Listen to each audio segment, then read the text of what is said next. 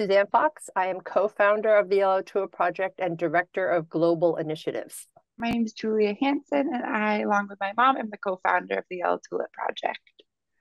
So what inspired both of you to create the project? The Yellow Tulip Project definitely stems from a lot of pain and hardship.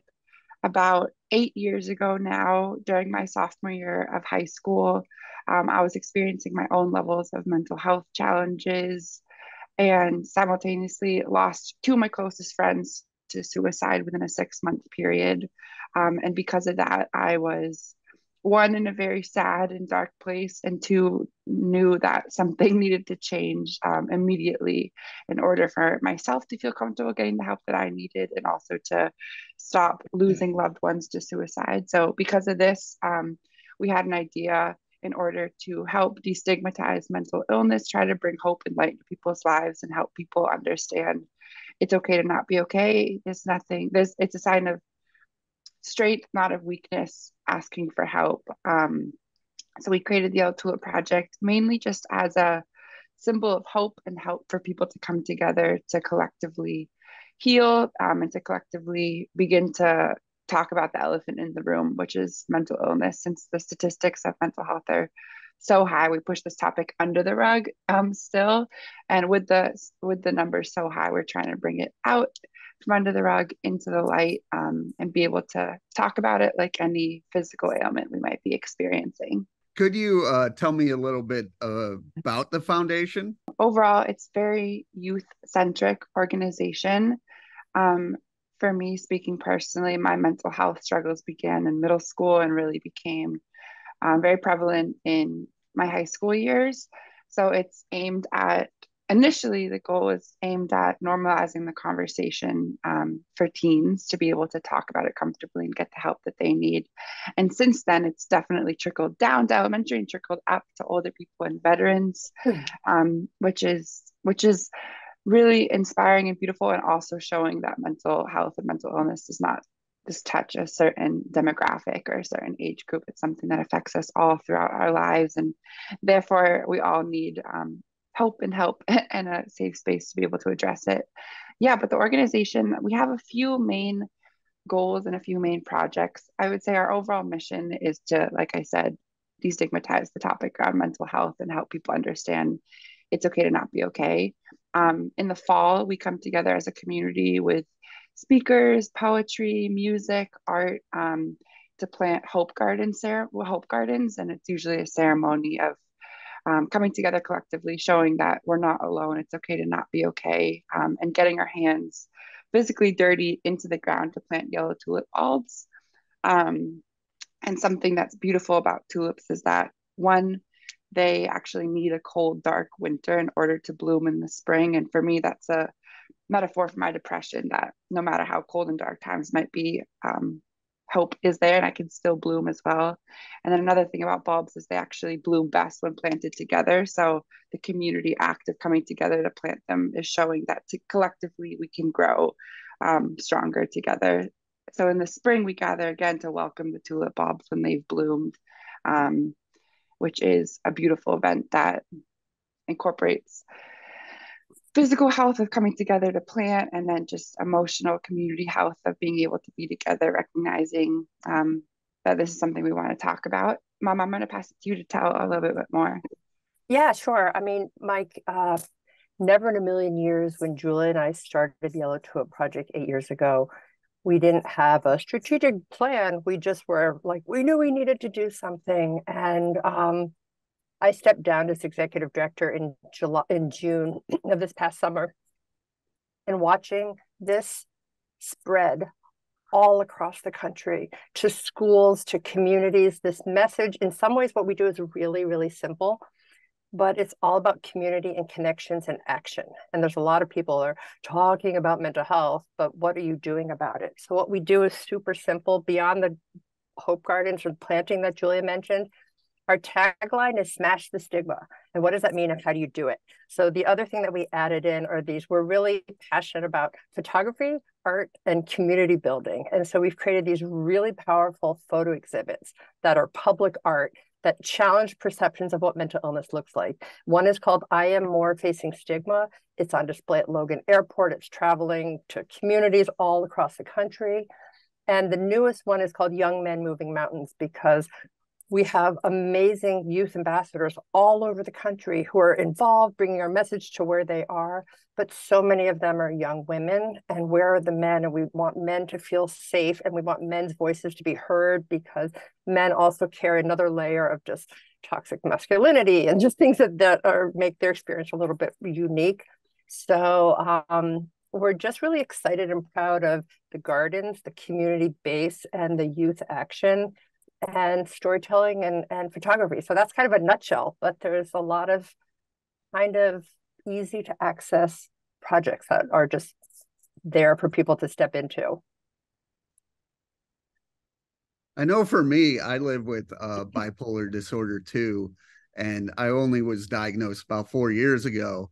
And it took me a little bit to tell my own story, and it changed my life telling my own story. But have you seen teens more open to be telling their story? I think, well, first of all, thank you for sharing that about yourself as well. I feel like it does take one person opening up to create this ripple effect of other people being able to feel safe sharing their story as well. So, on that topic, I think we've noticed that when we are able to create the conversation, one person opening up and sharing their story creates a safe, vulnerable space for others to do the same. Um, so I definitely feel that I've noticed in the 8 years that we've been doing this, more and more young people and people as a whole feeling comfortable opening up and sharing their stories and finding connection with others because of our shared experiences. Um, and both in school settings and then in these photography exhibits. We also do host a storytelling alchemy course where we're teaching people how to weave their stories of hardship and real life experiences into gold and into an ability to be able to bravely share our story to help other people feel safe to do the same with theirs. And this has been a really awesome opportunity to help people um, reclaim their hardships and their real life experiences. So through that also, I think we've been able to see a lot of young people feeling open and sharing their stories. But even me, like I'm an educator in California right now, and I have third graders coming up to me and talking about having an anxiety attack and feeling, and sixth graders feeling really overwhelmed. And at least when I was in school, that was not talked about at all. I know conversations with my mom when she was in school, that was not talked about at all. So it's been really beautiful to see younger students these days even have the vocab for mental health, mental illness, mindfulness, self-care. I think that's been something that I've really noticed a lot. I think also, the only way to change the conversations about mental health and the way it's talked about is to have those conversations. And for me, it's been so incredibly humbling and inspiring to see so many young people finding their voice and then standing in an auditorium at a public event. And it's one thing to go to some, it's they often have some mental health professional come and give a one-day talk at their school. And, I'm not in any way saying that they're great mental health professionals, but having it come from a young person's voice, this makes such a difference. So it's really exciting to see more and more people talking, as Julia said, just being comfortable with sharing their truth. Yeah. How does the nonprofit help your own healing process? Yeah, I think I definitely, when I was losing my loved ones to suicide, felt very ostracized and just very alone in my grief. And I think being able to create a community where others have felt the same, also super alone in their grief, because losing anyone is incredibly, incredibly hard and tragic. And with suicide, because of the stigma, it's not talked about very much.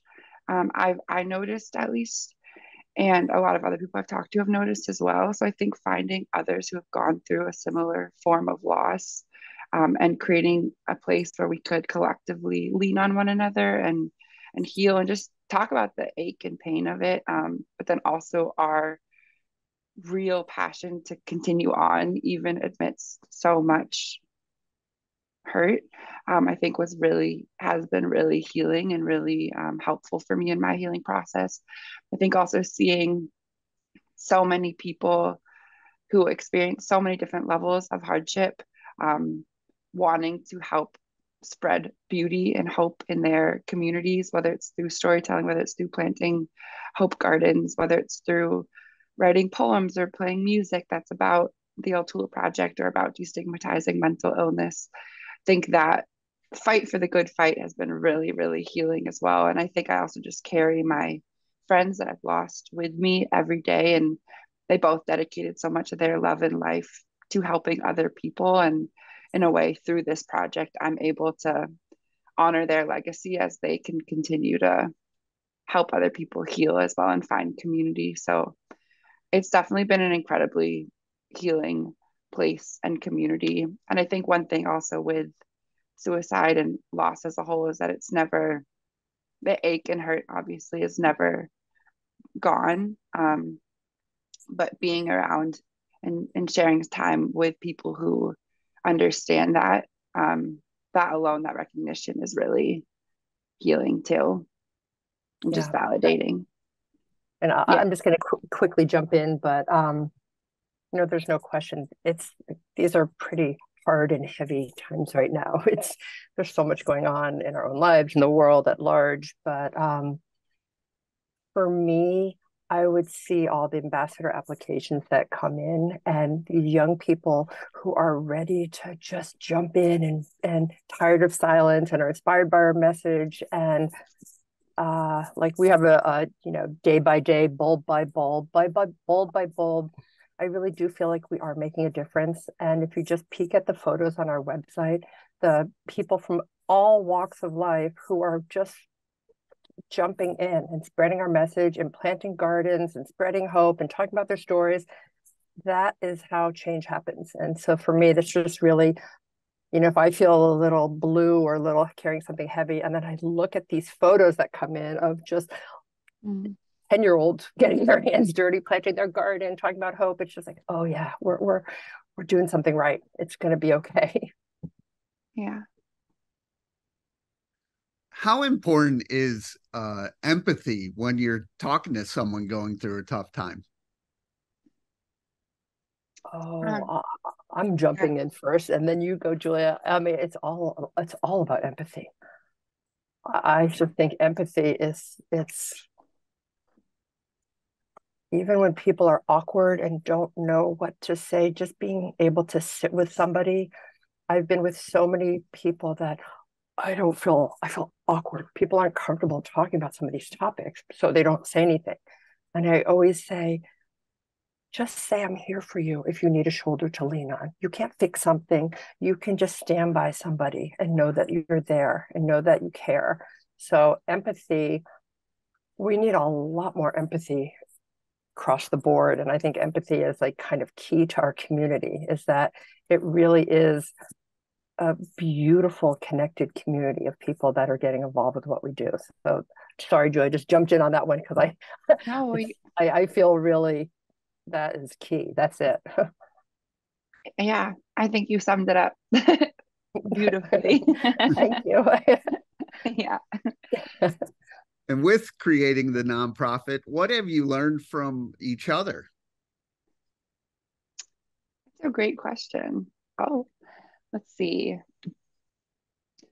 I think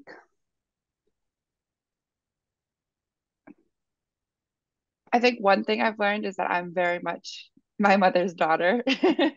I think something that I really admire about you, Mom, is your like creativity and ability to see outside of the box. And I think as a 15-year-old, I was able to, at a young age, really learn about my creativity as well and my like creative thinking. And I think collectively we are very powerful empathetic force of good, I want to say, because I think we take our own experiences and then work with our own hardships and try to make the world a better place in our own ways. And I think I've working with you, I've learned that we both don't necessarily just want to do what's easy. We want to do what's most healing for ourselves and our community. So I think I've definitely seen that our minds together think of really interesting and unique projects, which has been a really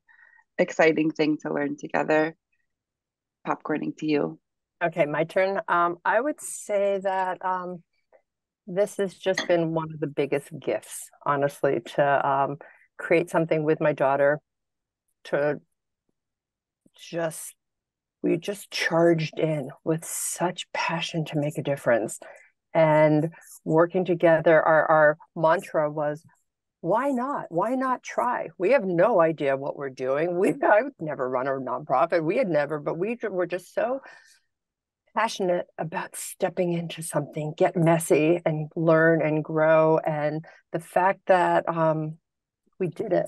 And now it's just we put up a scaffolding, and it's really exciting to see what we've created and where it's going. So that's been one of the most like special experiences for me, to do something with Julia and to grow together.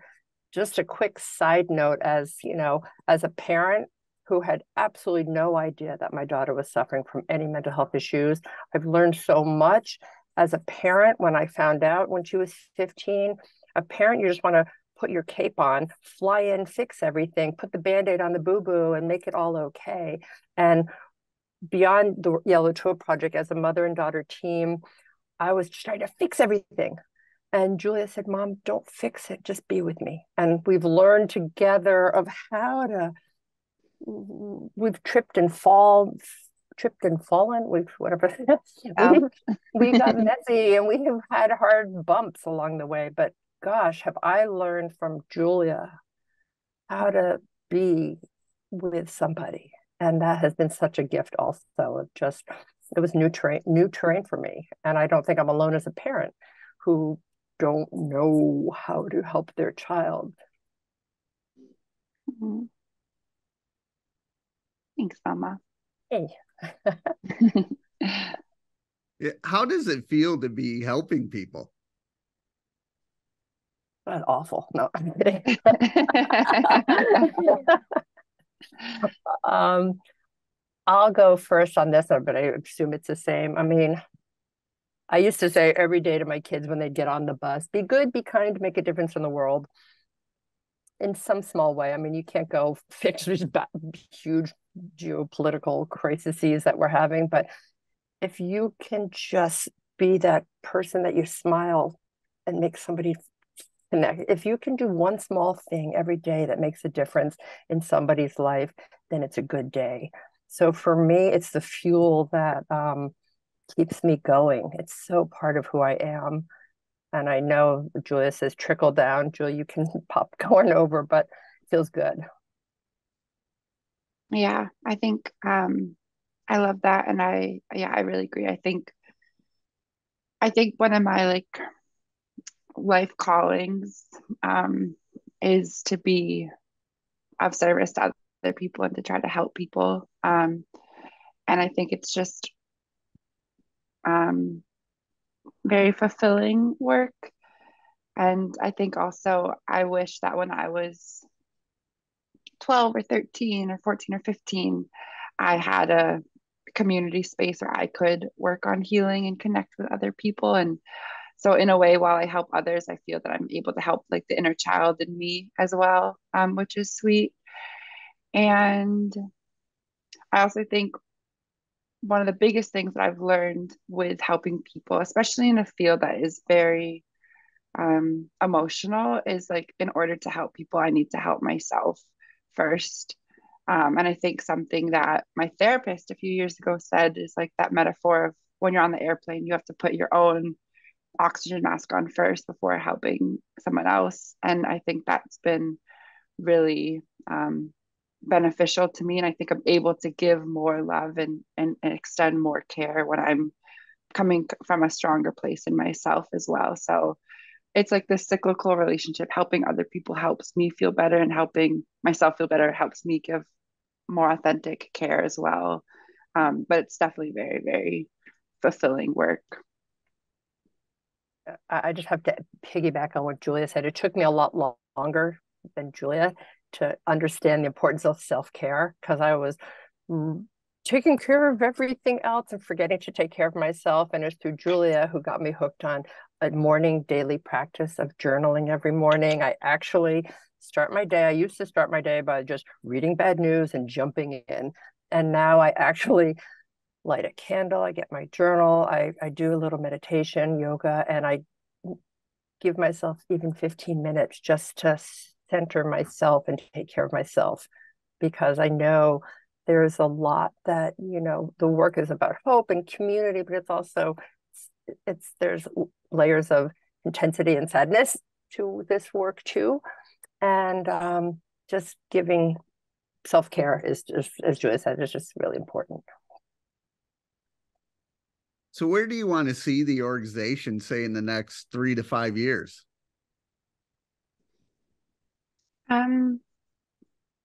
I want to just see it continuing to positively impact so many communities and individuals' lives. I think also even just one life saved is incredible work. So I think while we want to go big, I think going big means like just making the most positive impact in as many people's lives as we can.